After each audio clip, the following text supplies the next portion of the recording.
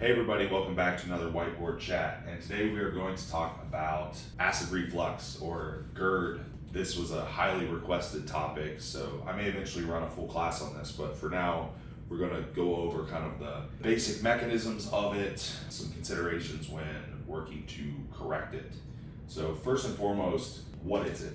I want to talk about reflux, that component of it. Essentially, what's happening here is we have this LES or lower esophageal sphincter, that's that flap, right?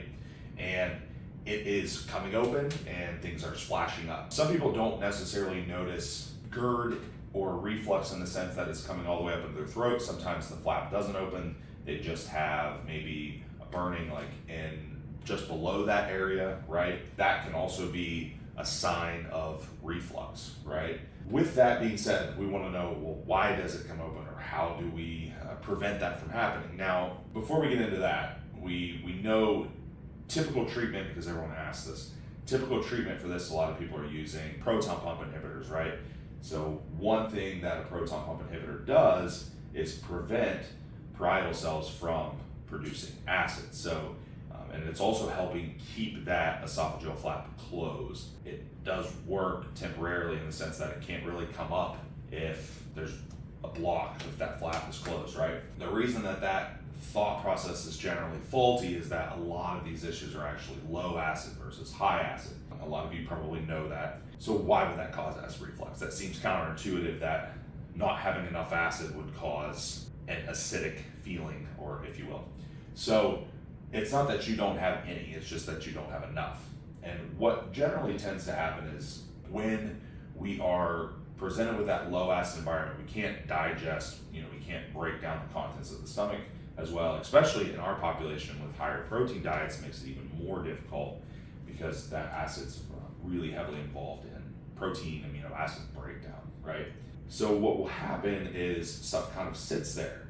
This motility that becomes a motility issue. Things become slow. Peristalsis is trying to churn. That's the mechanism by which the muscles are basically like churning and trying to push things down, right? It's almost becoming overactive in the sense it's like, hey, we have this stuff, we really need to work on churning it and moving it and getting it broken down because there's not enough acid.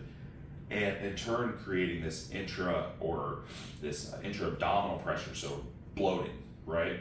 And that pressure goes pop on that flap, pushes it open, stuff splashes up. So it's not that we have too much acid, it's that pressure is pushing that flap open and allowing things to come up, is generally what we are seeing most often.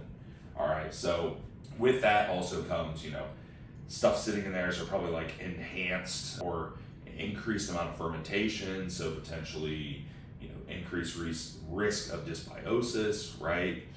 So there's other issues that come along with it, damaging of the lining potentially from things sitting in there, right? Also potentially down the chain permeability issues, right? So let's say that now that we kind of know why it would be happening, let's say we want to work to correct it. So things that we can do, easy steps, practical steps for most people. And those are going to be a few things. So assess the acid environment. Do we have low acid? You can give them a baking soda burp test if you want to go that route. It's basically free other than the cost of the baking soda. So you can do that. That's one way. The other way would be just assessing symptoms. I mean, it's pretty easy to tell, like when you have that reflux and you have the bloating and they can't digest food. And if you've seen it enough, you tend to be able to see it pretty easily. So there's that. So let's say we've kind of penned it down. Next thing we want to do is, do we have any medications that are causing or that are exacerbating this issue? In our case, or in most cases, the PPIs, they've been prescribed or they're self-medicating with certain antacid drugs, especially PPIs. So the PPIs are, once they're pulled out, the half-life of the drug is pretty short.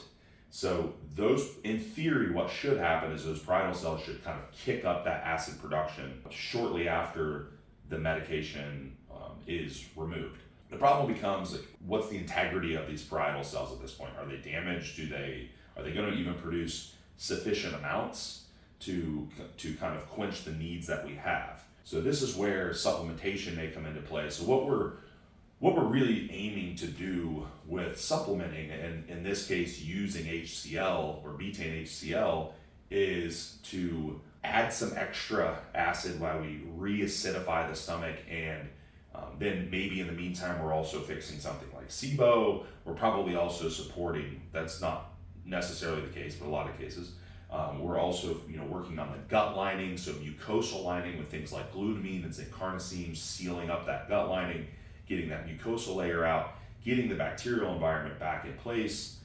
So while we're doing that, we're also supporting the acid requirements and letting those parietal cells heal. And then as we have corrected the other issues, our need for that HCl should decrease. So we may have to taper it up and then taper it back down to zero, potentially, maybe nothing, or maybe periods of using a little bit if food's very high, periods of not using any if food's lower, perhaps. So understanding that we need to kind of support that acid environment while those parietal cells get back into working order. Everyone always asks how much. That's a really hard thing to quantify because it can vary drastically. I mean, I'm getting clients with no PPI use, very mild issues in this regard, clear up to 25 years of proton pump inhibitors in escalating dosages, and bigger people eating a lot of protein and higher calories, or maybe just poor diets, right? So, cleaning up your diet does help here. So the needs are going to vary a lot. Could be 1, 2, 3 capsules per meal. I've had people at 20 caps per meal, like really short period of time, and then escalated back down. But it was a quick ramp. We got it to where it needs to be, kind of smashed everything else as quick as we could and ramp back down to, I've had people go up into the teens and then come back down to 0, right? So you gotta understand that we're dealing with a capsule that has, 650 milligrams or something along those lines, compared to ounces, or, those are different units of measurement, obviously, but if we have 28-ish grams in an ounce, I believe, you got to think we're dealing with multiple ounces. So by sheer volume of acid, there's not really much in a capsule versus what we need in the stomach. So it can take a lot, at least short term, to get to knock those symptoms down. Yeah, so that's the basics in terms of how it's working with most people and how we would go about addressing it with most people. And of course, there's going to be nuance from case to case. So these are cases I deal with on a really, really, really regular basis. So if anyone needs help, obviously you can reach out. I'd be happy to do a consultation with you. So yeah, hope that was helpful, guys.